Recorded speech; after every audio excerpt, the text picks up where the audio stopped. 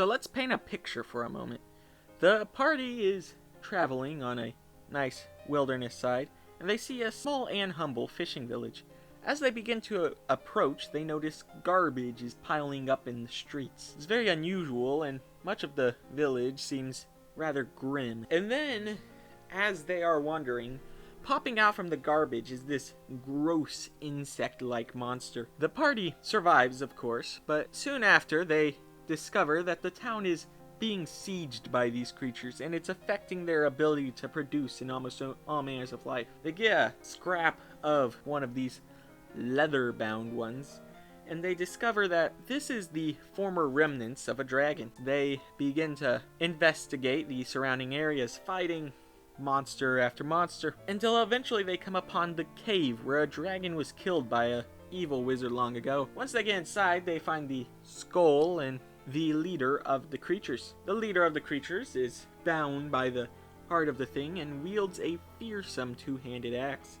The battle's intense, but the party prevails, but they're still not certain what the cause of all this ruckus was. They cast Speak with Dead on the skull of the dragon, and they come to discover that the dragon who died once long ago has had his corpse possessed, and the dragon beseeches the player to free his soul. Once this is done, the hunt for the remaining lasts a while and is a long and brutal battle of attrition. Eventually, they come by the final one. This one's the most powerful, as it has begun gaining points of the soul from other bits. The party prevails, and the town has been rescued from this monstrosity. Let it be no secret that I love AIart. This stuff is amazing. So today I decided to make a monster out of the AIart. I have some amazing pieces right here. I made like 300 something. I'm kind of curating some of the better ones. I made the monster, now I have the image. Now I need to build the lore behind the monster. So you'll notice that a lot of these things have like a leathery vibe to them. A few of them even have those leathery bat wings. Let's do, if you kill a dragon and don't loot its body, and the body is still there when you die, a deity of efficiency will curse you. So whenever you kill the dragon, part of the idea is that you should use every part of the body, do that Indian buffalo stuff. If you don't, which is incredibly taboo to this deity, you will be cursed and your soul will be fragmented into 300 something pieces, all of which will be wrapped into the dragon, where you will take on a new hideous form. These creatures, as a result of their forming, despise wasteful humans. So whenever a human civilization begins overfishing, overhunting, whatnot, you know, the things that would upset druids, a group of these beings will begin to drift their direction, and this can become a problem for many civilizations. If your party discovers this, they can then attempt to remedy that problem to the best of their ability. Unfortunately, there is a language barrier, so the only way to actually communicate with them and discover the problem would be magical in nature. If you run a old D&D kind of style, this is a much bigger deal than in 5e, because in older D&D you get like one spell slot, so choosing to use it to communicate is a much bigger deal than in 5e, but in 5e this could work too. And then you can talk with the creatures. But since this is very rarely something that happens, it often becomes a war of attrition fueled by destroyed creatures jumping into forms based off things that the civilization have wasted. So if we go back to like the Indian buffalo concept, if I shoot a buffalo and then I leave and these things are in the area, and then later I shoot one of these things, it will go and take over the buffalo. Now this can actually be used kind of organically to merge it with creatures of the area. You could do fish, snakes, what have you. Just overall, anything that the society wastes becomes part of the force that will try to destroy them. Now, a observant society might try to remedy this actually as part of the warfare against it, or to prevent them from cropping up.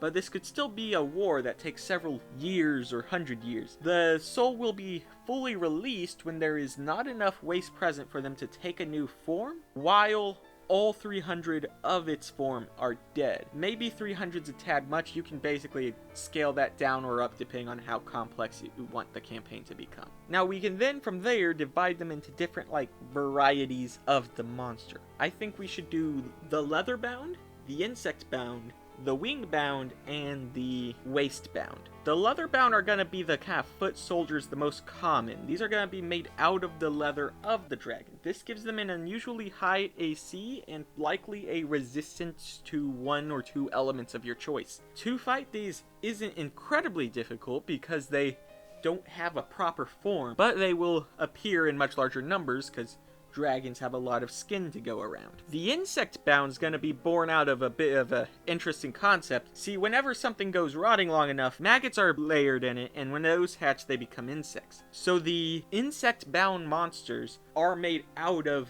these maggoty forms. They have a much more insectoid appearance, and as a result, they act as kind of ringmasters, often leading a few of the leather-bound creatures. The wing-bound will be much rarer. They are made out of the dragon's wings, and they have gotten scraps of it into their form. Whenever they are active, they can fly, and they also get the trait of a breath weapon. They often will fight using like sweeping patterns, and they are known to be very deadly. The thing is, they cannot fly if their wings are destroyed, so I would set them up with like a kind of perishable health bar. So about halfway through the battle, one of the wings tears because it's rotting and old, and the creature falls. It might die from the fall alone, depending on how much health you give it. If not, it just fights you from the ground from there, or maybe even runs away and tries to stitch itself up later.